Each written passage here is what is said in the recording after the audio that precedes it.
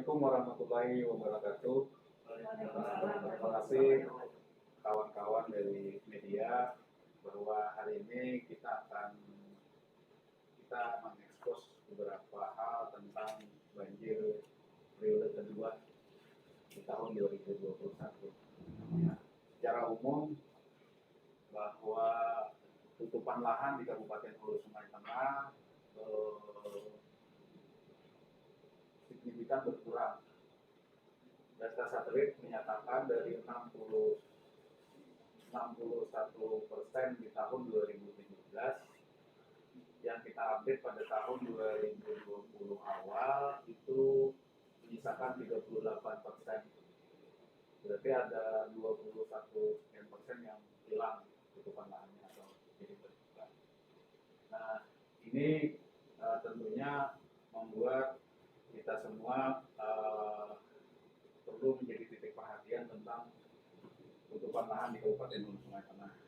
Jadi bercermin dari kejadian di tanggal 13-14 Januari 2021 kemarin, bahwa sangat signifikan terjadi bencana kita ada banjir bandang. Dan alhamdulillah memang pada periode yang kedua ini berkurang, antara intensitasnya itu sekitar 50%, separuh lah. Karena curah hujan terbagi, jadi yang datang itu berdasarkan desa kita itu dari kawasan Haroyan Dayak airnya. Sedangkan di daerah Papagaran, ketika lain itu tidak terlalu signifikan airnya turun. Sehingga juga kita bisa lihat kekeruhannya juga di bawah 50% dari yang kemarin. Kemudian pada hari Senin kita dapat instruksi dari Bapak Bupati Hulu Sungai Tengah untuk mengambil alih penanganan banjir di Kabupaten Hulu Sungai Tengah, karena pada saat yang bersamaan Bapak Bupati masih di luar daerah, ada urusan di Kemenpan RB untuk restrukturisasi organisasi yang bulan Januari ke depan insya Allah sudah mulai diterapkan, jadi pengurangan jabatan struktural ke arah jabatan fungsional, kemudian menerima hasil evaluasi yang sudah kita laksanakan. Kemudian ke Kementerian Dalam Negeri juga pada hari Senin, terus ke Komisi 5 DPR RI untuk meminta dukungan pelaksanaan pasca banjir. Karena dapat kita ketahui pasca banjir yang di tahun 2021 terjadi pada bulan Januari itu belum tertangani dengan sangat jauh dari harapan kita. Jadi dengan ini pun akan digeser ke tahun 2022 penanganannya. Dan tentunya keuangan daerah kita tidak mencukupi, sehingga perlu dukungan dari Komisi 5 DPR RI, kemudian akan maju ke Banggar. Tercatat ada 70 km jalan yang rusak akibat banjir, kemudian jembatan ada 60 buah yang rusak berat dan hilang itu ada 32, kemudian yang rusak ada 28. Kemudian untuk irigasi itu ada 12 daerah irigasi yang juga rusak, termasuk infrastruktur air minum dan pasar, serta ada 3 sekolah yang rusak parah, 3 sekolah SD. Nah, total yang dibutuhkan itu sekitar 141 miliar. Jadi itu untuk prioritas penanganan banjir di Kabupaten Hulu Sungai Tengah di tahun 2021. Kemudian hari ini masih ada kalau posko di Kabupaten Hulu Sungai di Kota Barabai sudah kita tutup kemarin. Jadi TNI Polri juga sudah mencabut tendanya di Stadion Utama Mendingin. Kemudian sekarang posko berpindah ke Desa Jarani dan Desa Masirahan karena masih terdampak di sana dan masih dibuka ke umum hari ini dibuka ke umum kembali, dan di sana sudah dilatih memang karena desa siaga bencana, jadi peralatan sudah ada, kita tinggal logistik itu daerah-daerah buangan, daerah hilir. Nah, sehubungan dengan itu juga bahwa penuntasan banjir ini tentunya tidak bisa kita tangani secara sendiri oleh pemerintah Kabupaten Hulu Sungai Tengah. Tentunya ada pemerintah Provinsi Kalimantan Selatan dan pemerintah pusat. Yang sedang bekerja di sini kan PT Adikarya itu untuk penanganan sungai dan kanal banjir. Kanal banjir kita ada 20 km yang tertangani tahun ini sampai Desember baru 15 kilo, jadi masih menyisakan 5 kilo di hilir. Dan hilir Sungai Barabai ini agak apa ya, agak rawan karena di sana terjadi tumpukan sampah, baik sampah plastik maupun sampah yang organik dan sampah-sampah kayu. Nah itu yang harus dibersihkan sehingga kecepatan turunnya ini agak sangat berkurang.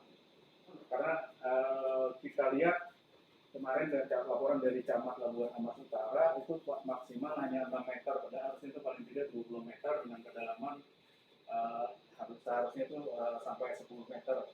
Itu untuk digali lagi, digali kembali hilir Sungai Barabai dan hilir Sungai Batangalai.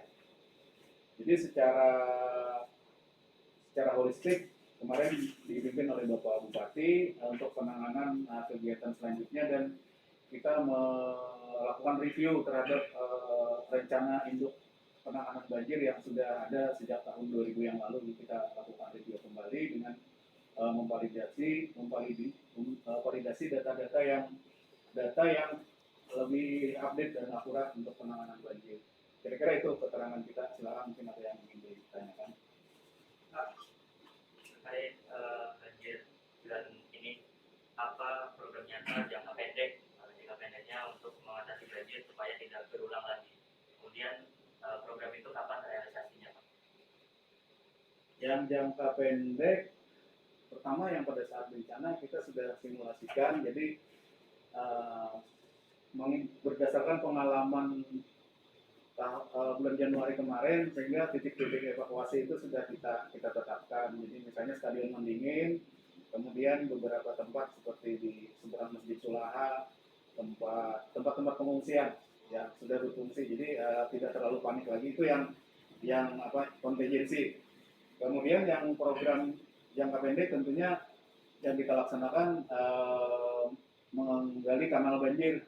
Kanal banjir itu kan sudah surut nih, dikembalikan fungsinya. Namun kendalanya kita hanya bisa 15 km, jadi masih menyisakan 5 km lagi untuk sampai ke muara Sungai Barabainya, untuk ke pembuangan airnya.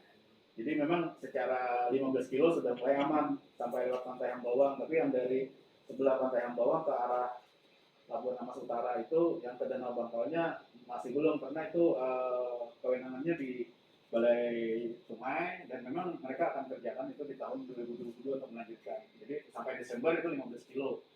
Kemudian untuk yang kontingensi juga kita sudah perahu karet sudah membeli, kemudian ada bantuan-bantuan juga perahu karet dari relawan-relawan. Terus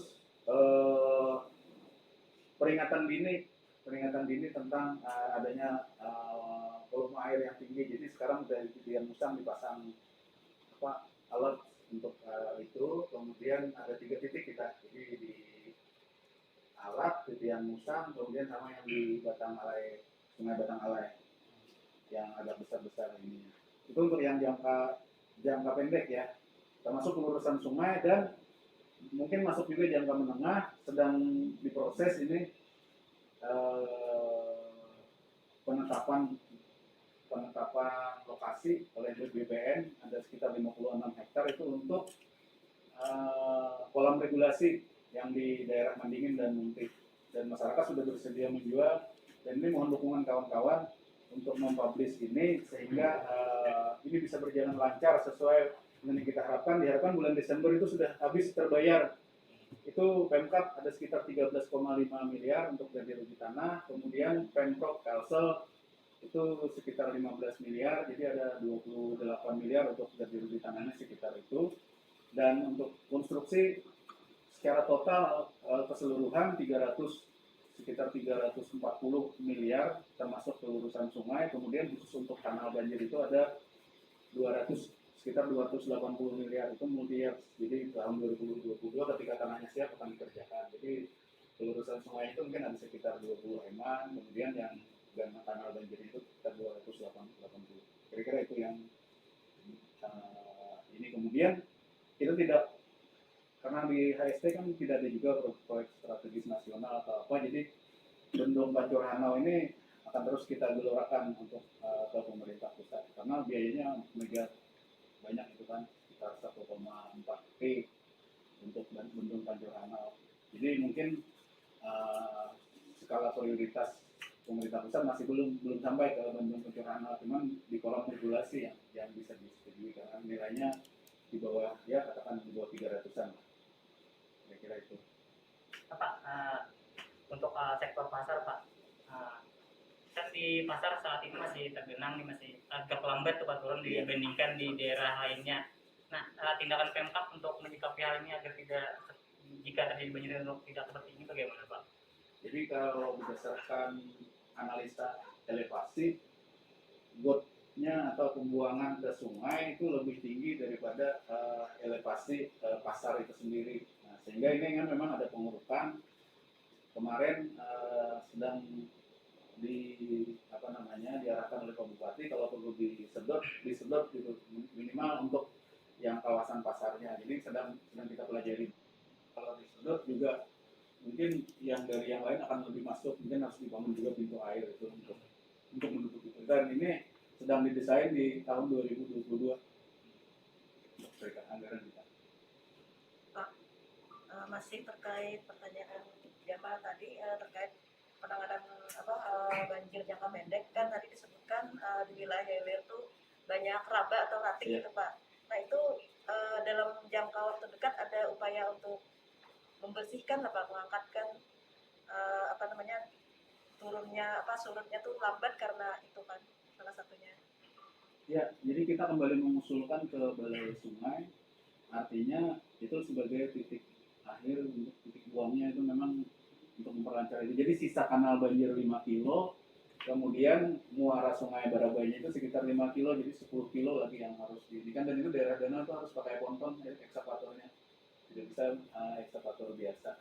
Jadi mudah-mudahan bisa masuk lagi di tahun 2022. Jadi yang di 2021 cuma kanal itu ada 15 kilo dari 20 kilo, jadi sisa kanal 5 kilo, kemudian muaranya itu 5 kilo di sekitar 10 Pendanaannya dari pusat atau? Dari pusat, karena kewenangan itu balai sungai.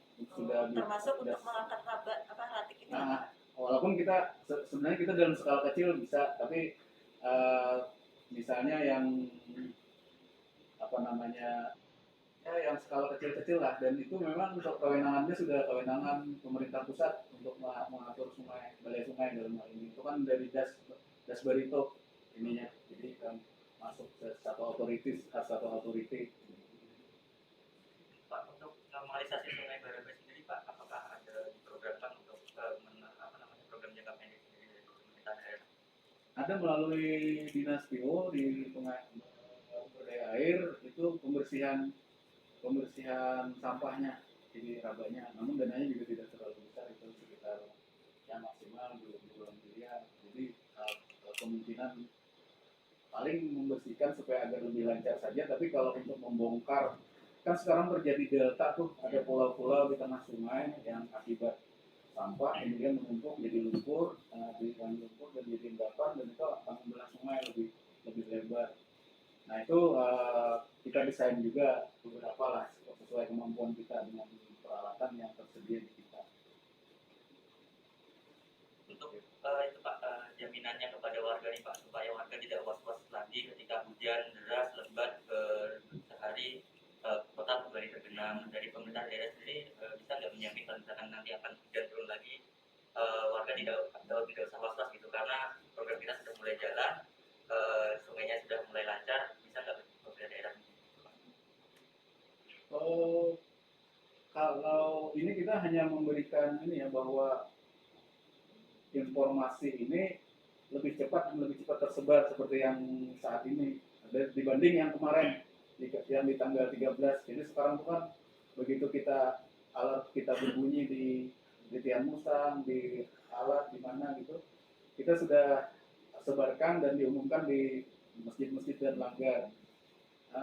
Kalau masalah menjamin artinya aman, ya kita berusaha lah untuk bisa itu. Namun tentunya seperti yang saya katakan dari awal, kembali ke tutupan lahan kita. Kalau semakin berkurang, ya tentunya bagaimanapun juga penanganan di bawah ini tidak terlalu efektif dibanding penanganan di atas yang sebenarnya. Jadi mudah-mudahan kawan-kawan di media bisa menginfokan lagi perlunya menanam pohon itu dalam jangka panjang. Memang misalnya pohon-pohon yang bisa menyerap air di bambu, kemudian beringin. Jadi ke depan kita mengembangkan sedang kita cari nih industri untuk bambu, sehingga bambu itu tidak lagi jadi sampah di tempat kita. Nah ini yang ke depan yang kita sedang menggalang, kita mencari investor yang bisa membuat namanya laminasi bambu itu untuk dijadikan pakan. Karena di beberapa negara dan sekarang di Bali aja sudah mereka nanam bambu. Bambu itu kan abadi, tidak ada illegal logging. Ketika ditebang 3 tahun panen lagi, 3 tahun panen lagi, itu salah satunya. Dan tempat kita itu jadi sampah sekarang, yang jadi permasalahan itu. Jadi upaya pertama kita mencari investor yang benar-benar green investor yang bisa mengolah yang akan jadi sampah itu untuk dibuat barang yang berguna. Itu aja mungkin yang salah satu solusi yang ada kaitannya dengan ekonomi di samping penanaman kopi yang sudah mulai digalakkan. Untuk banjir pada November ini Pak, sudah ada data untuk total kerugian daerah Pak? Data masih kita himpun, namun untuk yang SKPD relatif tidak ada kerugian seperti yang lalu, yang peralatan segala macam. Paling ada beberapa sekolah aja yang tergenang dan tidak signifikan lah misalnya secara finansial merugikan. Mungkin Pak untuk para pedagang Pak terdampak nih dalam beberapa hari ini karena kawasan pasar terendam banjir. Apakah pemerintah masih akan menarik retribusi parkir Pak dalam momen pasca banjir ini? Kita akan evaluasi itu, namun kan kita perlu juga mendapatkan uang segar untuk fresh money untuk kegiatan-kegiatan untuk penanganan banjir itu sendiri.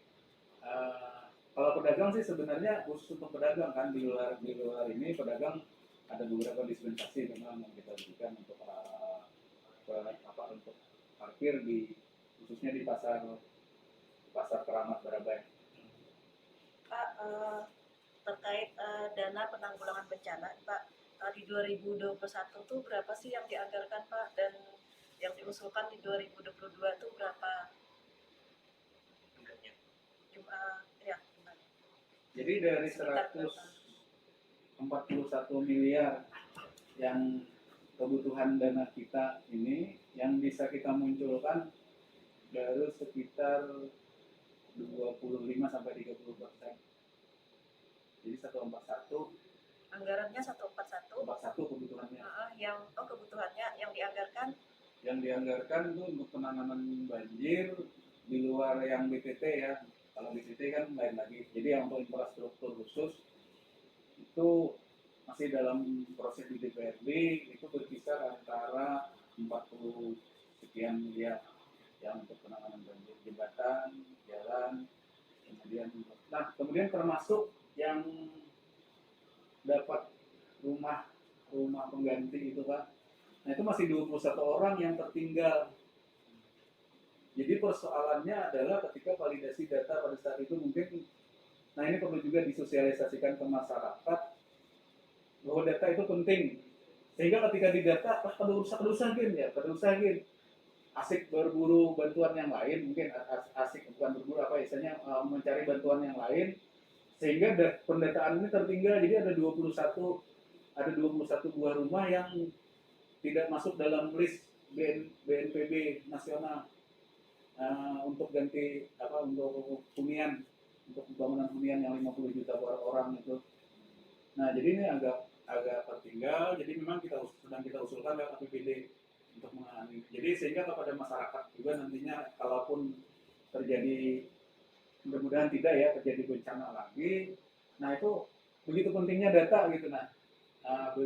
Pentingnya data kadang-kadang kan mungkin semacam diabaikan ini pendataan, sehingga 21 orang tertinggal, sedangkan mereka dari BNN, dari BNPB, Badan Nasional BNPB itu mutlak kalau kada masuk di list dicoret mereka tidak akan bantu gitu. Jadi akhirnya terpaksa kita diusulkan di APBD itu 1,1 miliar yang tertinggal. Nah itu. Pak, mohon maaf untuk 2022 tadi Pak usulnya berapa kan untuk COVID ini sudah mereda nih Pak. Mungkin ada anggaran khusus yang diusulkan untuk 2022 nanti kan bencana di Ya sekitar 45 tadi. 45. Yang 2021 itu ada ganti rugi lahan sekitar 13-14 miliar lah. Kemudian penanganan darurat itu tentunya terlalu banyak, tidak bisa kita ada persentase khusus yang bisa kita inikan. Jadi 2022 kita mulai dan mudah-mudahan di anggaran perubahan ada perubahan signifikan karena di AU kita kan turun, kemudian dana inspeksi daerah juga turun karena kita wajar dengan pengecualian. Kemudian di AU kita turun jadi 468 kalau tidak salah dari 470 sekian. Jadi sedangkan kebutuhan kita untuk gaji, tunjangan, guru sebagainya itu di atas 490. Jadi masih menarik yang lain sehingga tidak itu gaji tunjangan kalaupun tidak ada kegiatan saja itu kita sudah hampir pas-pasan gitu kan. Nah, jadi makanya perlu efisiensi dalam pelaksanaan kegiatan di KSP. Pak, satu lagi Pak. Di desa masyarakat itu kan menjadi desa yang langganan banjir Pak. Di sana kan menjadi dataran rendah dan statusnya saya belum menjadi desa tanggap bencana di desa masyarakat itu. Namun sampai kemarin 3 hari itu bantuan itu belum ada sampai ke sana. Nah saat dikonfirmasi ke BPBD ternyata dari BPBD sendiri mengatakan bahwa pihaknya tidak memiliki anggaran untuk logistik non pangan dan pangan, sehingga bantuan itu dikoordinasikan dengan dinas sosial. Nah dari pemerintah daerah sendiri sebenarnya untuk prioritas banjir sendiri itu pos anggarannya itu diletakkan di mana sih? Apakah dipus di BPBD atau dibagi merata di dinas-dinas yang memang kompeten untuk mengatasi banjir itu sendiri? Jadi itu kan ada dana darurat namanya, itu di pool di BPKAD. Jadi itu berdasarkan klaim dan berdasarkan keputusan bupati apakah ini menyatakan darurat atau tidak darurat dan lain sebagainya. Jadi kalau kemarin karena ukurannya kan belum darurat nih, PLN masih hidup segala macam, pengungsinya tidak terlalu banyak sehingga diputuskan itu siaga dan itu memang kita mensuplai juga. Nah hari ini baru kita bisa ke Masirakan karena di sana memang ada desa tanggap bencana dan itu kan 2 hari 3 hari setelah di sini baru. Kalau masih sehari, hari Senin, Selasa belum efektif ke sana airnya. Jadi mulai Rabu, Kamis. Nah ini sedang dalam hari ini ditangani itu tadi kita sudah rapatkan. Di sana memang sudah desa tanggap bencana. Jadi yang kita lakukan sekarang katanya alat-alat masaknya rusak gitu kan. Nah kita dapur umum kita yang ke sana di samping kita dampingi Tagana dan kita tidak akan membagi sembako mentah. Kalau sembako mentah pasti tidak cukup. Kita membagi yang sudah masak, mau bungkus silahkan atau dimakan di tempat silahkan. Jadi kalau kita bagi sembakonya kemungkinan banyak yang tidak dapat gitu kan. Seperti kemarin kan BRI cuma drop 125, sedangkan warga di sana yang terdampak 400-an itu satu desa. Jadi masih ada 3 yang desa yang masih mulai hari ini Kayu Rabah, Jarani dan Masiraan. Kayu Rabah sudah bisa mandiri dengan desanya mereka mengatasi. Kemudian yang Jarani dan Masiraan kita drop dapur umum hari ini. Itu Pak, terkait tadi kan BNPB itu kan badan yang menanggulangi bencana, tapi dana mereka tuh direfocusing gitu. Nah, jadi prioritas PMK sendiri untuk mengatasi banjir itu kan jadi pertanyaan kok badan penanggulangan malah dananya direfocusing padahal KSP kan menjadi langganan banjir. Nah, itu penjelasannya bagaimana? Sebenarnya refocusing juga untuk bencana COVID dan bencana banjir di tahun 2021 kan itu anunya. Tinggal pendistribusian dan eksekusinya. Jadi artinya dana bencana ini memang ada sudah dianggarkan, tapi itu kan perlu proses untuk anunya, nggak bisa tidak langsung lamsam begitu. Nah, kecuali misalnya sudah ada keputusan bupati mengatakan ini tanggap darurat, nah itu baru digelontorkan uangnya. Sedangkan ini kan belum tanggap darurat, masih siaga. Jadi di siaga ini diatasi oleh yang fungsional. Dan dari kemarin, dari yang tahu pengalaman kita di Januari, BPBD juga kewalahan menangani itu. Jadi dia khusus menangani evakuasi, menangani kalau untuk logistik itu memang di Tagana, di Dinas Sosial, seperti yang juga dilaksanakan sekarang. Sehingga karena mereka juga punya orang, punya alat masak, sedangkan BPBD fokus pada penyelamatan orang. Jadi kalau konsumsinya kita berbagi fungsional. Soalnya itu Pak, menambah sedikit, refocusing ini menjadi semacam tameng bagi dinas terkait jika dia tidak bisa membantu warga di sana karena kami anggarannya minim seperti itu, karena persediaan kami pun terbatas, jadinya kami tidak bisa membantu mereka secara menyeluruh. Nah itu bagaimana sih ternyata refocusing ini ternyata membuat BPBD itu pergerakannya tidak selincah dengan anggaran yang ada gitu Pak. Nah mungkin apakah akan ada penambahan untuk anggaran ke BPBD atau mungkin di BPBD sendiri tidak akan direfocusing karena mengingat urgensi badan ini sendiri mengatasi banjir. Satu hal kan, banjir kan tidak bisa kita menduga secara ini. Memang dana darurat itu sudah disediakan, tapi tidak di BPD tempatnya di BPKAD, itu per klaim masuknya. Seperti yang di dinas sosial saja untuk makanan, itu kan mereka ada dana talangan. Nah itu baru mereka bisa, setelah mereka bayar bisa dikeluarkan. Karena begini, malam Selasa itu kan kebutuhan nasi kurang lebih 1.500 bungkus. Orang menjual telur itu cuma seturak bisanya. Karena ramai itu memborong, akhirnya kita sampai ke Balangan mencari, dan itu malam hari. Jadi kalau kita stok, katakan di BPD di stok telur umpamanya, padahal belum termanfaatkan. Jadi manajemen inilah yang kadang kita harus bisa lebih antisipatif begitu. Jadi agak ini kalau masalah refocusing tadi, ya refocusing sebenarnya BPBD juga dapat juga dana refocusing itu. Ada beberapa yang direfocusing ke BPBD. Jadi misalnya mereka kada mampu lagi ngubur orang waktu COVID, nah itu kan dana refocusing masuk ke sana. Cuman per usulan. Jadi belum mungkin kita membuat dana standby yang begitu banyak begitu. Ya tapi kalau 2022 kita coba lah kita rumuskan kembali dengan evaluasi, dan memang kita pikir ini persoalan manajemen aja, artinya persoalan arus informasi aja. Kalau misalnya ini ditangani oleh ini, jadi ada spesialisasi lah begitu kira-kira. Terakhir Pak, kan waktu momen banjir Pak, pimpinan 1 dan 2 tidak mencoba publik tuh Pak. Apa yang ingin sampaikan Pak terhadap masyarakat mengenai hal ini Pak? Ya, klarifikasinya Pak. Oh, klarifikasi. Ya, jadi memang Pak Bupati pada saat itu berada di Jakarta sejak hari Jumat.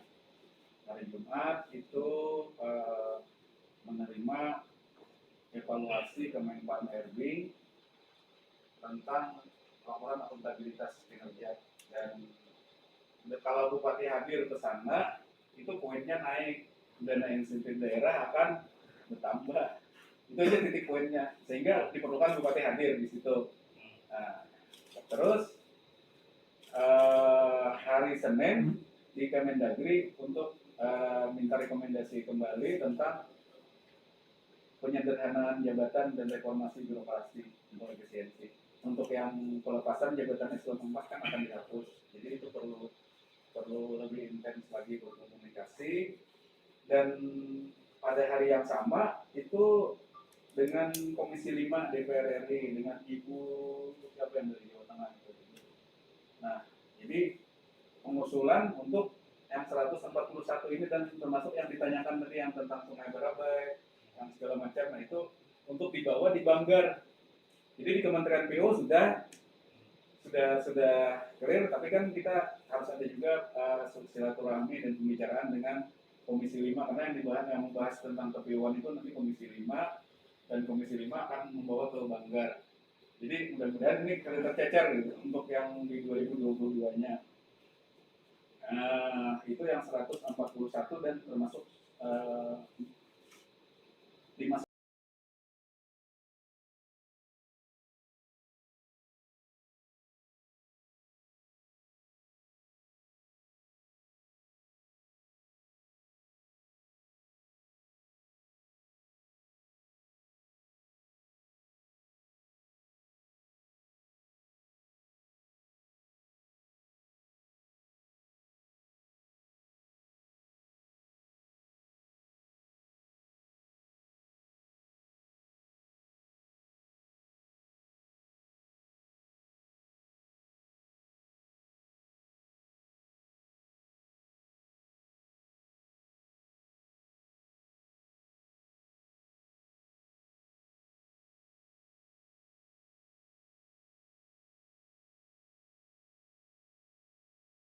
Silakan dan jalani di 2 desa. Kira-kira itu. Jadi Pak, itu terkait sistem deteksi dini yang ada di pegunungan, kan selama ini kan untuk daerah atas itu kan alat komunikasinya itu terbatas untuk melaporkan ke bawah. Nah untuk kedepannya nih menyambut puncak dari La Nina ini sendiri bagaimana itu Pak? Jadi ini kita sedang men-setting kembali apa istilahnya, repeater yang ada di dinas LHP di lingkungan perhubungan, maka ada punya repeater. Kemarin repeater itu oleh Kementerian Infocom melalui Badan Pengawas kan ditutup karena tidak ada perpanjangan izin. Sekarang coba terserah aja lah, kalau misalnya kita ditangkap gara-gara ini kan bencana, ya ada bapak jual gitu. Jadi dengan sangat terpaksa repeater itu ditutup. Jadi frekuensi kita tetap punya izin. Padahal ini kan sesama lembaga pemerintah nih. Kemarin kan ada di bawah mereka dengan aparat hukum juga. Ya udahlah Pak, kita nyerah. Kita tidak mungkin lagi mengurusi ini gitu kan, dengan membayar biaya segala macam. Nah tapi ini kita kerjasamakan dengan pihak orari yang memang mereka legal. Nah jadi repeater itu yang kita gunakan. Jadi kalau di titian musang di mana itu menggunakan asin senyumpal juga sudah bisa dipakai. Mudah-mudahan minggu ini udah bisa. Mungkin Pak Mahyu bisa menemukan yang di apa? Yang di laboratorium lingkungan. Kalau di Datar Ajab sendiri Bang Pak, karena selama ini laporannya itu di Datar Ajab itu yang paling jelek. Padahal kan di sana itu salah satu hulu dari sungai yang ada di bawah sini Pak. Lain Papagaran. Nah, lain Papagaran. Kalau Papagaran itu kan ada itu yang sudah standby.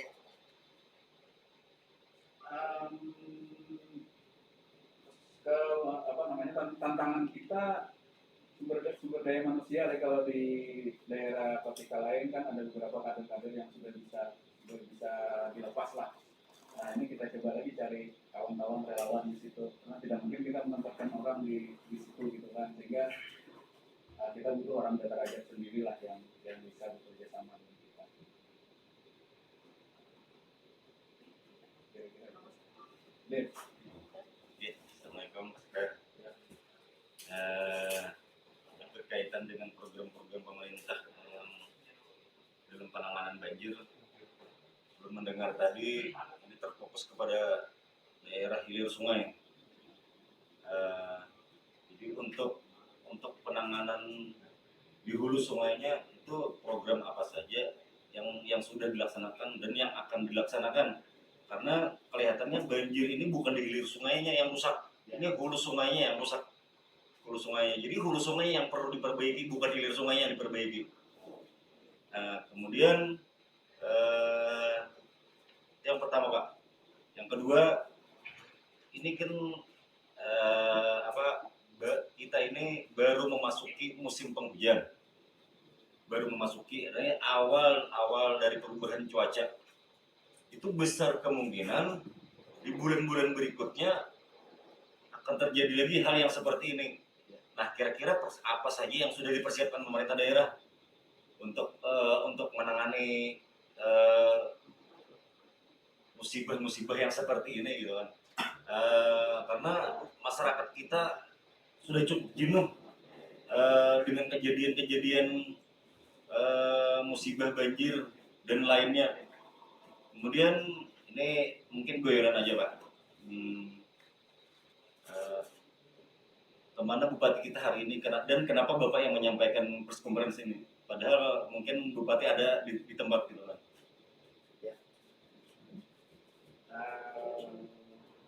Terkait yang terakhir aja dulu lah. Pak Bupati hari ini menikahkan adik beliau di Banjarmasin.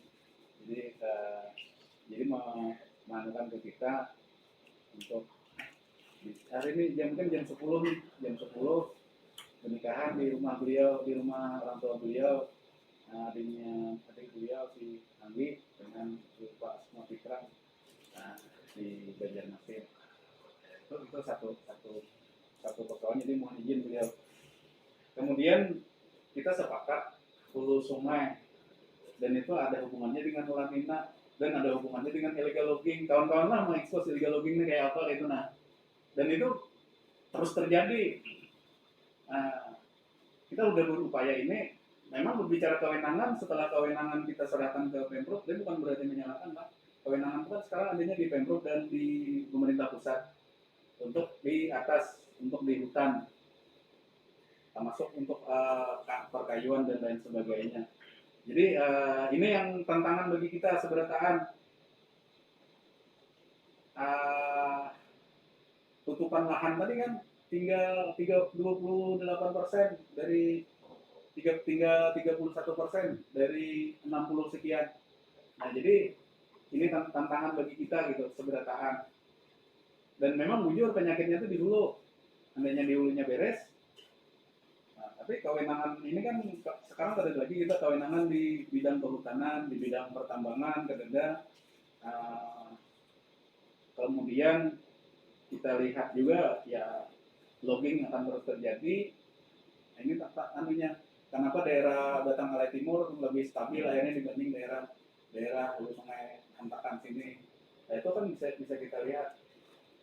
Kuncinya ketika infrastruktur jalan dibangun, biasanya illegal loggingnya ramai juga gitu dan merusak jalan sekaligus gitu kan, dan sekaligus menurut menganukan. Jadi ini yang perlu penyadaran untuk kita semua, termasuk saya sendiri juga, untuk bisa kita promosikan lah dengan menjaga hutan, menjaga tanaman, kita bisa aman.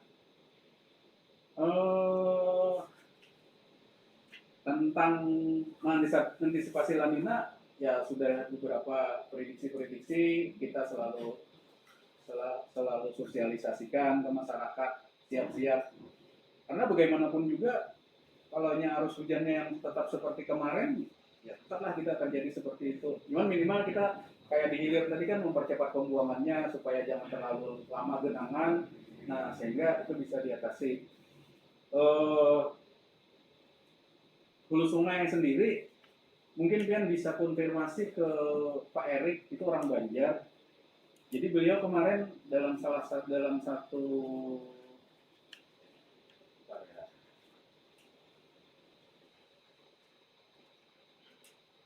itu ada penelitian dari Fakultas Kehutanan Unlam, tapi dibahas oleh orang kita di sini, anak kader kita yang di Pertika lain, peta mereka itu menggunakan peta tahun 90-an, sedangkan sungai pola-polanya sudah berubah gitu kan untuk penanganan banjir di Kementerian LHK. Itu kan yang diselenggarakan oleh Fakultas Kehutanan, tapi oleh Pak Erik Pramiarto, itu dia Direktur Pencegahan Dampak Lingkungan Wilayah Sektor Dirjen Planologi Kehutanan dan Tata Lingkungan. Nah kemarin dibahas banyak itu kemungkinan hasil kajian dari Fakultas Kehutanan itu akan direview kembali, karena kan mereka juga turun setumat ke sini ke lapangannya, paling mahasiswa disuruh itu jadi sehingga perlu review lah yang lebih dalam, dan sebaiknya memanfaatkan orang-orang lokal sini yang tahu gitu kan, yang tahu titik sungai, peta sungai di mana gitu untuk yang daerah kawasan Papagaran, Titian Musang, terus Datar Ajab dan lain sebagainya, sehingga peta yang digunakan tuh betul-betul update gitu anunya. Jadi kemarin ada ramai tuh waktu diskusi Tapi kita kebetulan terhadir yang ada kan kader kita yang dari vertikal lain. Jadi kemarin dia lapor bahwa banyak perbedaan persepsi gitu yang diinginkan oleh Fakultas Kehutanan, sehingga perlu juga pelurusan opini gitu nah untuk itu penanganan hulu Sungai Barabai. Jadi memang basicnya penelitian yang lebih akurat lah, yang lebih dalam. Adanya sekedar penelitian sementara gitu lah. Itu aja kira-kira tambahan dari kita. Ada tambahan Pak? Tadi Pak Sekda atau pemerintah daerah mengakui kalau di hulu sungai kita itu ada terjadi illegal logging atau penebangan. Siapa pelakunya Pak? Dan kenapa pemerintah daerah diam diri saja gitu? Membiarkan mereka itu melakukan penebangan. Kita sudah melaporkan ke dinas provinsi karena itu kewenangan provinsi. Jadi kadang kita kewenangan untuk melakukan penindakan di situ gitu secara ini. Tugas kita kadang di bidang kehutanan ini kamu kan ditarik nih, kewenangan itu ditarik, sudah kewenangan kehutanan pertambangan, termasuk yang pertambangan ilegal yang di ini kan kita hanya sebatas melaporkan, menganalisa, paling kenapa ada izin lingkungan untuk membuka jalan apa itu, jadi ke tambangnya kita baru bisa masuk. Siapa pelakunya? Pelakunya ada tahu kita lah, karena ini asing-asing tertutup gitu. Nah, tapi model kita yang kita kembangkan di Titian Musang itu, nah pengelola Titian Musang itu adalah mereka yang sudah sadar. Nah, jadi mereka bertani atau apa mendapatkan hasil, kemudian menjual jasa lingkungan. Nah, lebih dalam tentunya kalau kita menyatakan si A si B kan harus ada cukup bukti, karena kita pulang dituntut, kita pulang jadi bulan-bulanan karena dipanggil pencemaran nama baik sebagainya kan. Jadi ya kalau memang ada yang dipotret aja lah. Nah, disebarkan aja kita di medsos saja hukumannya lagi, karena kita kan tahu juga gitu. Nah, karena itu kan kalau perlu data-data formal biasanya perlu ada orangnya di mana, yang melakukan siapa, sebagainya itu ada dibuat berita acara biasanya tuh, berita acara pemeriksaan. Kalau ini kan ya bawa ya, tapi siapa pelakunya kita udah tahu juga melihat gitu. Nah, Perlukah kira-kira pemerintah daerah melakukan sayembara untuk melakukan penangkapan itu pelaku illegal? Ya, semacam sayembara lah, berhadiah. Itu berarti ke Pemprov ataupun ke pemerintah pusat kayak mana pada kewenangan kita itu nah. Iya. Itu yang aneh banget. Jadi di medsosnya ramai juga. Pak, sistem irigasi di Kota Barabai khususnya di pusat kota sendiri itu semaksimal apa sih Pak? Soalnya kan genangan-genangan di beberapa titik itu lambat sekali surutnya gitu. Apakah tidak lancar atau berapa kali diperbaiki atau dikeruk, ada nggak? Sungainya yang lebih tinggi, sungai induk kita, Sungai Barabai ini lebih tinggi daripada drainase ini. Jadi ketika sungainya penuh, kada bisa masuk. Jadi balik itu anunya, karena elevasinya rendah, ada cekungan. Seperti Pasar Keramat itu kan cekungan, tadinya kan di situ sawah segala macam, sumur-sumur, ada lumpur, kita olah pasar. Nah, sementara kemampuan kita untuk menguruk itu kan terbatas. Itu aja anunya. Jadi tata kelolanya apa ya? Dari awal memang harusnya itu memikirkan hal itu juga gitu. Iya. Tapi mana ada pengembang yang biasanya orang kan perlunya biasanya murah biayanya, iya kan? Kalau biaya murah, cepat. Nah, jadi saya ini di Pajungan itu kan 2,5 meter tuh mau uruk untuk meninggikan halaman dan rumah. Karena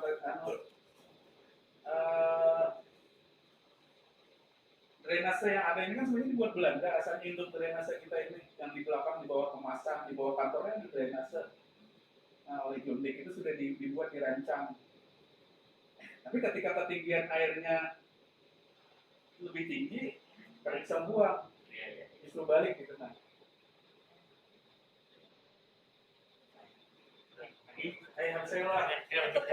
Ya, terima kasih teman-teman. Jadi ini kita butuhkan kerjasama kita semua untuk mengantisipasi bencana banjir di Kabupaten Oke. La Nina ini akan makin besar mungkin sesuai dengan prediksi, dan kalau kita bercermin dari ayat suci ini memang sudah kritis kita nih, saat-saatnya udah musim air zaman.